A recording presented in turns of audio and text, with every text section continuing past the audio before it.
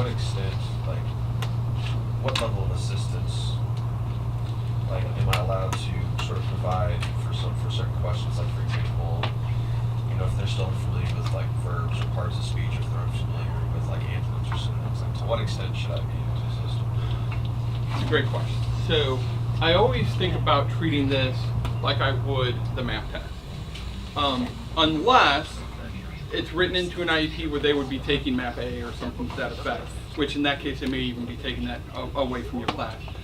The only reason I say that is because you want the best information possible. So if they're struggling with synonyms and antonyms, you providing them the information isn't letting, you know what I mean? So I would kind of let it go. If they have questions, say, do your best with it. You know, my first grader, and actually even my third grader, when she took it this past fall in September, you know, she was like, Dad, I don't know this stuff. And it was multiplication. It was 2 by 2 digit multiplication. I was like, just do your best. That lets me know where you and I can work together. But what it also told me in my mind was, she's already okay with one level of multiplication.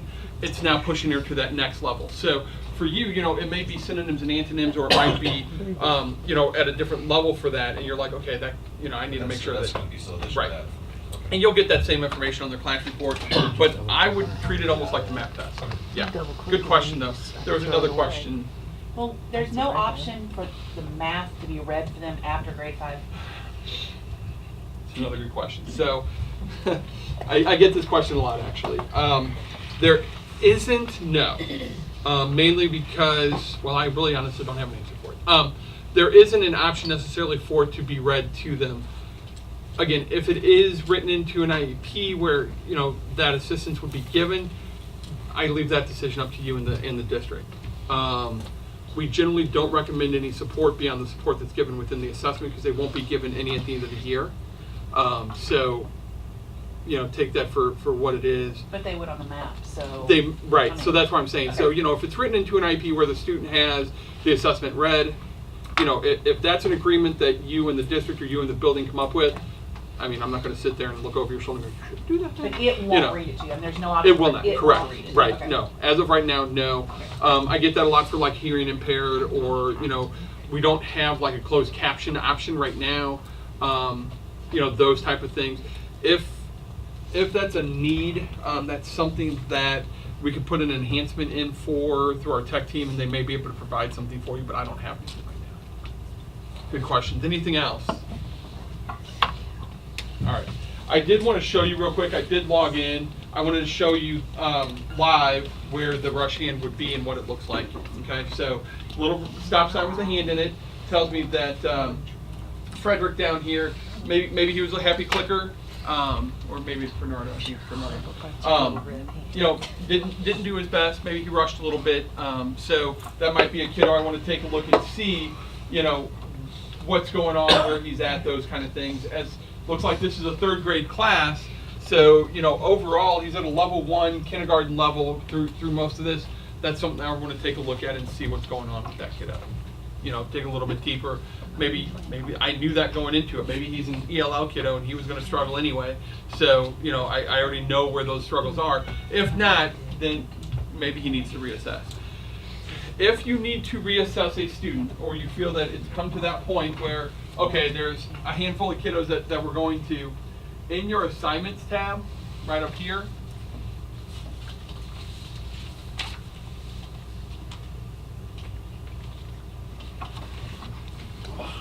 where it says add diagnostic, you just click add diagnostic.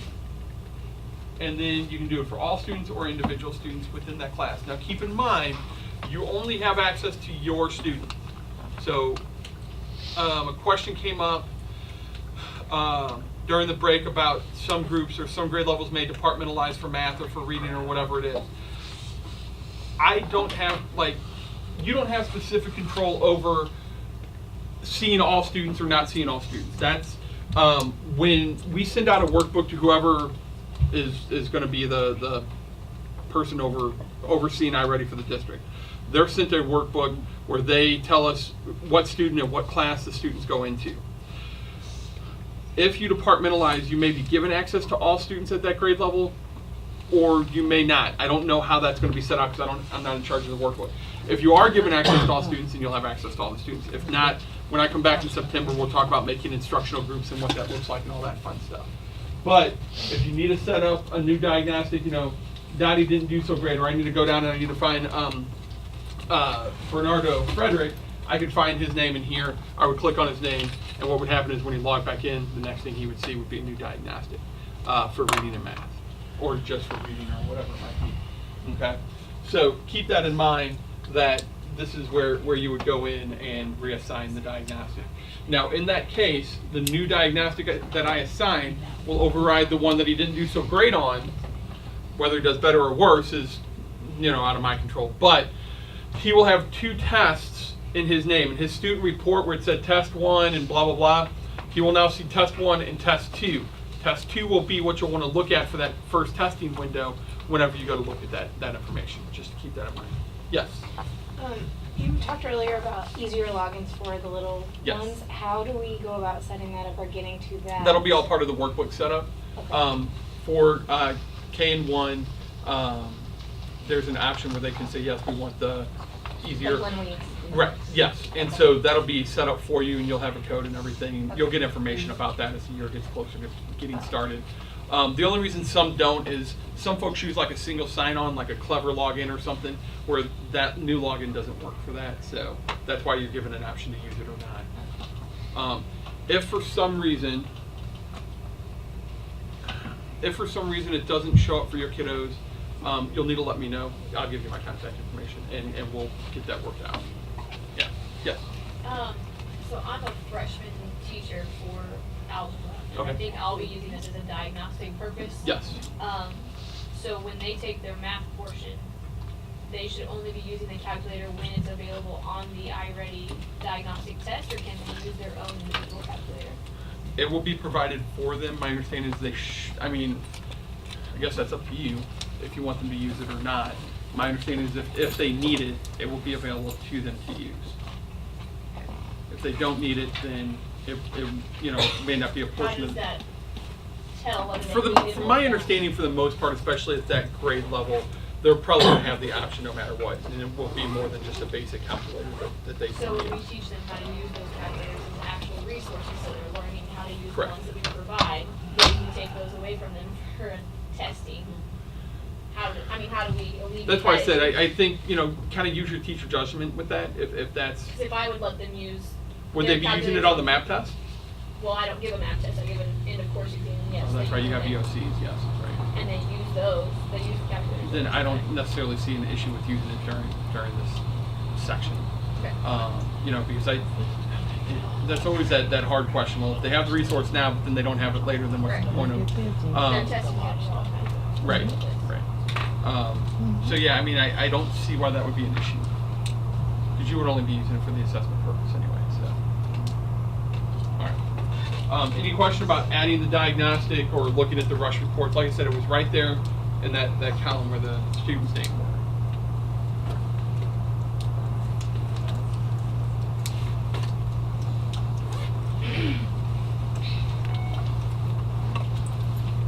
Alrighty.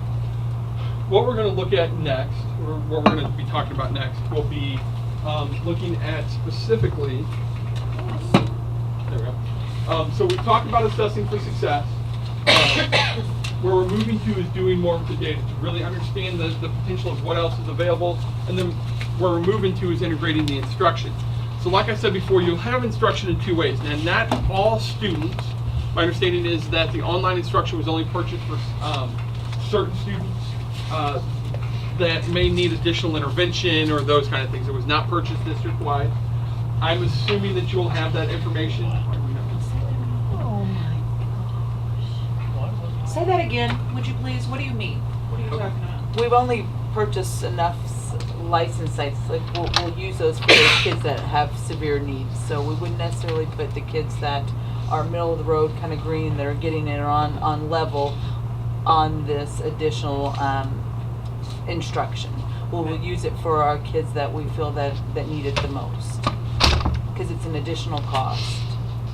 We'll use it as an intervention tool for those Did you kids. just buy a certain amount, or do you just get Yes, them based on we've what you see? just started with a certain amount, which Okay. we can add to very Okay. easily without problem. So Okay. if for some reason we say, oh, we only bought 10 and we need 20, Yeah, then you okay, can then do we'll that. add it. But we Okay. don't want to buy them to start Right, with. and you don't need it. Yeah, because the further you go up, the more it gets, and yeah, no, so that makes sense. But yeah, so it's based off of the students who have the needs. So not all students will necessarily Right. have access to this part. They will have access to all the assessment pieces though, and you'll still be able to use like the offline tools for instruction and printable pieces and things, because that has nothing to do with the online instruction. Okay, so we're looking at Rachel here, 5th grade student, knocking it out of the park. Everything is sunshine and rainbows. We're happy with that. But then there's Sophia, same class. We all have this level here. She's a couple grade levels below in her foundational skills, really below in some other additional skills as well. So we want to be able to meet the needs of all students, whether they're above or below. In your case, for the intervention piece, we're looking at more of our Sophias than we are our Rachels. But let's take a look here. So the way that the instruction is set up, it is set up for best practices.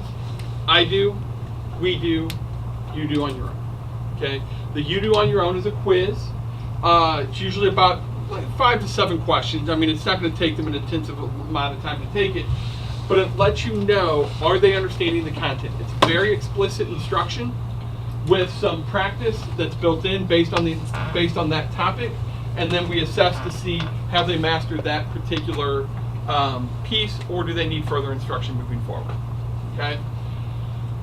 We generally recommend roughly about 45 minutes of online instruction per subject per week for those kiddos that do have access to it, to show the kind of gains that you're looking for throughout a school year. So what we're looking at is average students who may not necessarily make that 45 minutes. This is where that average line is. Those who are getting 45 minutes or more, what we're noticing is about a 44% increase in reading and about a 65% increase in math by the end of the year on that diagnostic assessment. So for those kiddos that are really struggling, like our Sophia there, And if she's getting that amount of time that we're asking for, you should see those kind of increases by the end of the year. And just to be clear, it's not 45 minutes all at one time. No. And most lessons, until you get into the upper grades, most lessons are only about 15-ish minutes, 15 to 20, depending on the content. So it's not like they're going to be over that 45 minutes anyway, until you get into some of the upper grades where it's a little bit deeper content, more reading, things like that. Yes, ma'am? You mentioned that they are also though set up the I do, we do, you do. Yes. So that means the teacher needs to be with them using the. No. This is all individualized on your own instruction. It's there's the way that the instruction is built. They'll start with the beginning portion that introduces them to the concept. They'll practice through the guided practice portion that we do together, and then they'll have an assessment. But it's all student driven. Oh, the That I all doesn't takes- refer to the teacher. No, It's- it's to the okay. student and the online piece. Yeah. The only part that you'll do would be the offline, the printable PDFs, the teacher-led instructional pieces. But you can definitely see. But you can definitely see where the students are within that piece as well as they complete those assignments. All right. So some things to kind of think about. You want to plan your instructional schedule now. What is that going to look like for those kiddos? How am I going to fit that in? Am I going to do it during guided reading rotations, during math groups, whatever it might be? Is that going to be done during a separate intervention time? What have you? Also some things, think about some housekeeping things. Keeping track of how your students are doing. After the diagnostic is given, for those students who have the online instruction, your role in the online instruction is really keeping track of how are they performing on those lessons. Are they passing the lessons? Are they failing the lessons? What lessons are they failing? Those type of things.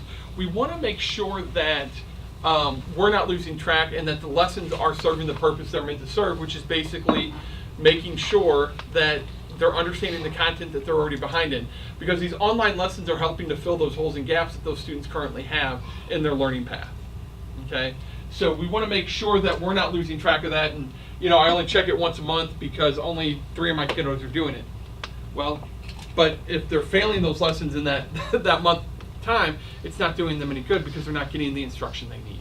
beyond what you're able to provide for them. So, use your knowledge about individual students to help prioritize that instructional usage. Since you've only bought it for a certain group of students, it's not like you're looking at all 20 students every day. And I'm not even recommending that you look at it every day. Maybe twice a week, Monday and Friday, or something like that, just so that you have an idea of, are they making progress towards the goals that we've set for them for this quarter, this semester, this year, those type of things as well. Monitoring the progress.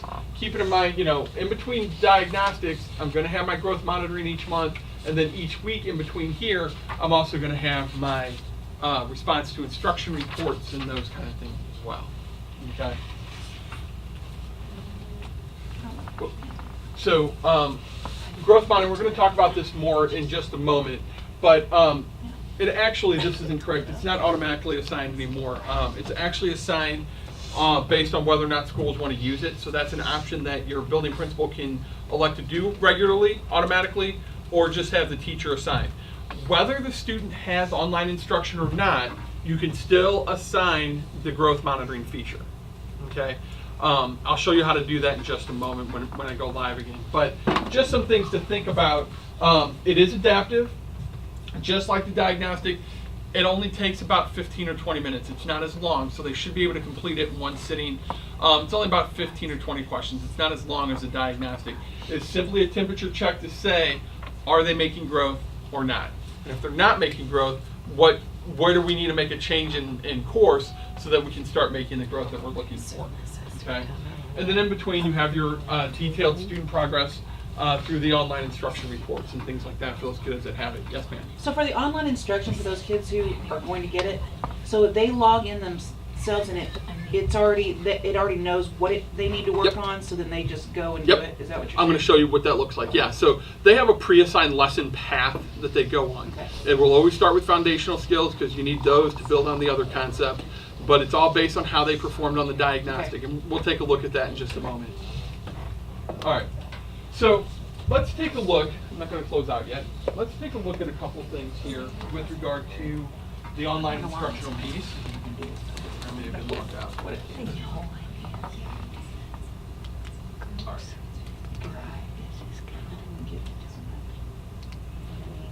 Okay, so a couple of things. On my homepage, I have a couple of things that I can look at. I said everything in the middle has to do with your online instruction, okay? How are the kids progressing? That's going to be your response to instruction report. I can see the lessons they've taken, how long it's taken them, if they passed or failed them, those kind of things. And I can look at it by whole group, or I can look at it by individual student, just like I can my reports from the diagnostic. This guy down here, which students are struggling. Now, I don't have any kiddos right now currently, but if I did, they would show up right here. And you would get an indicator just like a rush report, okay? The difference here is that your indicator looks like a little triangle with an exclamation point. It will either be yellow or red, just like your rush alerts. If it is a yellow symbol, that means a student has failed one lesson twice. They are in fear of having a domain shut off. Need to do some intervention, see what's going on, help that student who's struggling. If it is a red alert, it means they either have or will have a domain shut off after the next failure. We'll talk about that for just a minute. As your students are progressing through the lessons, they take that quiz, okay? Your pass-fail threshold is currently set at 70%.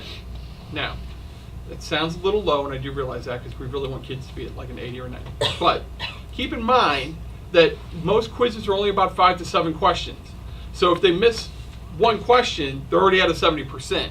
So, if you set that higher, that's fine. But if they miss one question, they may end up failing that quiz. So just some things to think about from that perspective of pass-fail, okay? It does give the students a chance to make a mistake without having to fail the lesson. Okay. If they fail a lesson, if they get less than 70%, they will get that exact same lesson again. If they fail that same lesson twice, that's when their name shows up here with the little alert that says, hey, Chris is struggling, Chris needs some help, what's going on here, okay? What we'll do is continue his lesson path. If the next lesson in his path is in the same domain, let's say it was comprehension and literature, gets another lesson in comprehension and literature, the very next one, and I failed that one twice, my domain gets shut off, okay, automatically. The reason for that is, if my teacher is only checking this report once a week or once every other week or something like that, it's not doing me any good if I'm failing the next 7 lessons in a row because I'm not learning anything. I'm just taking lessons for the sake of taking up time in my reading block, and I haven't learned anything. So we want to have a fail-safe built in that says, hey, Chris has failed 2 lessons before he had a chance to look at what's going on. So here's the concepts he's struggling with. Here's some intervention, provide some intervention for this kiddo in this domain area, this sub-skill, before moving him on to the next thing. The only way that domain gets turned back on is if you as a teacher turn it back on for them. It will not turn back on after 2 weeks or anything like that. You are the only one that can do it. If the student doesn't have access, you, and only you can turn that back on. So I have to be honest, I generally, I say this and I emphasize it because it's really important, but darn it if I don't come back and do a training in November or January, or I'll get an email that says, my kid's all done with instruction, there's nothing left for him. I'm thinking, really hard, because there's like 200 or 300, it goes K to 8 in every domain. So it'd be really hard for a 3rd grader to be done with instruction. And then I look at the teachers, and like half of his class have domains shut off. All of them shut off. Because if one domain gets shut off, it'll move to the next domain automatically that isn't shut off. And so that teacher's obviously not checking to see what their students are doing. They're just shoving them on the computer for the sake of shoving them on the computer, because they're not really focused on what the student's doing with the online instruction. So it's really, really important that you are looking at this report and the response to instruction report minimum once a week. Set aside some time. Since not all of your students are going to be taking it, it shouldn't take real long to just kind of see what's happening and what's going on. If students aren't failing anything, that's great, but it's still a good idea to know what they're working on with their online instruction, so that you can also tailor some of their small group and one-on-one instruction with them as well. So this is where you'll want to go to check those alerts. It's on your teacher homepage, so it's right in front of you. The other thing I'd like to point out as well is, once your diagnostic windows are set, you'll notice they're right down here at the bottom. So you always have that, hey, what's coming up, what's going on, when is it happening next? Those will be available for you on your homepage as well. The what's the buzz section, excuse me, the what's the buzz section is any updates, any suggestions, new things coming out through iReady will be in there, and there's usually a hyperlink to take you to what that document is, or best practices, things we've learned from the other teachers in the field, those type of things. So the what's the buzz is good as an information gatherer for iReady as well. But in the assignments tab, let's go back here for just a moment. So I'm looking at my class. Under the class management, this is one thing that, obviously this is where you manage everything in your class, but a couple things to keep in mind here. The first time and the first time only that students have been selected to take the online instruction, you have to enable it for them, or they will not be able to access it. And this is important since not all students have access to the online instruction, okay? Let's say in your building, each grade level only has maybe 3 or 4 kiddos per grade level that need it. The teacher or the building principal, depending on who you delegate that to, will need to enable the instruction for those students. And it's just like adding a diagnostic. You click on enable instruction, you would select which students are getting the online instruction, and you just click go, and it'll turn on for them, okay? So, but only the first time. After that, the rest of the year, it's on no matter how many diagnostics they take. The only time you would have to change that would be if you have a new student that comes in that needs the online instruction based on how they perform, or whatever your guidelines are for the use of that piece. But it does need to be enabled for them. When I come back in September, I'll talk about adding the extra lessons and things like that. With regard to growth monitoring, here again, this is where you can add that growth monitoring. If you haven't had it turned on but you want to use it, you can add a growth monitoring there as well. Also down here, turning on and off domains, that's where that would be done as well. Okay. I don't recommend turning off the domains, but if one has been turned off, here's where you can turn it on for multiple students that have it turned off for them. All right, so how is it set up? Well, let's take a look here. I'm actually going to choose my friend Bernardo Frederick. All right, so let's take a look at Bernardo here, because he's kind of all over the board, you'll notice. In his reading, level 2 in phonics, level 3 vocabulary, he maxed out here, early 3 in comprehension, but not all comprehension, because Remember, it was I think level 2 in nonfiction, but level 3. So he's kind of all over the board. You'll notice that his online instruction is set to meet him at those various levels as well. Now, he never sees this page. Only you see this from your teacher view. All he will see when he logs in after the diagnostic is he'll see reading, a lesson name, he clicks on it, and it goes right to that lesson. Okay?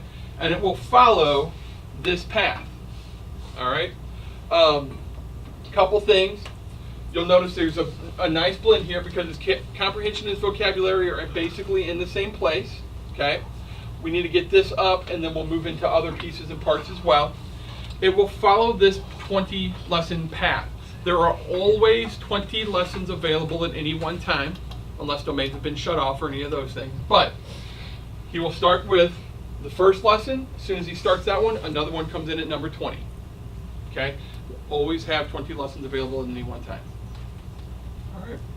It will follow this specific path. So as you're looking at it and kind of getting an idea of what's happening, what's going on, a couple things that you'll notice here where it says close reading. Now, my background's in reading, so I get really excited about this, so just bear with me. But close reading is available in grades 2 through 5. Okay? You'll notice that the length of the lessons are a little bit longer. Okay, this one here happens to be 78 minutes. That is not a typical lesson. Okay? Most lessons are closer to here. Okay, 14. There are some that are a little bit longer, but for the most part, 14. Here's a couple 7-minute ones, things like that. Yes? Can they pause in the middle of lessons as well as? Okay. Yes, yes. That's a great question. Any lesson that's at least 7 minutes in length or longer does have a pause functionality or resume functionality. Just like with the online diagnostic, though, there's a little circle with an X. They have to click the circle with an X within the lesson, or it will not save their place. If they hit their browser X, it will not save their place. It has to be, you'll see it, a little circle with a white X in it. They click on it, it saves their place. When they come back, it'll ask them if they want to go back or start over. And they can just click go back, and they'll go back to where they left off. Okay? The beauty of the close reading lessons is they are built to support students in good reading habits. Okay?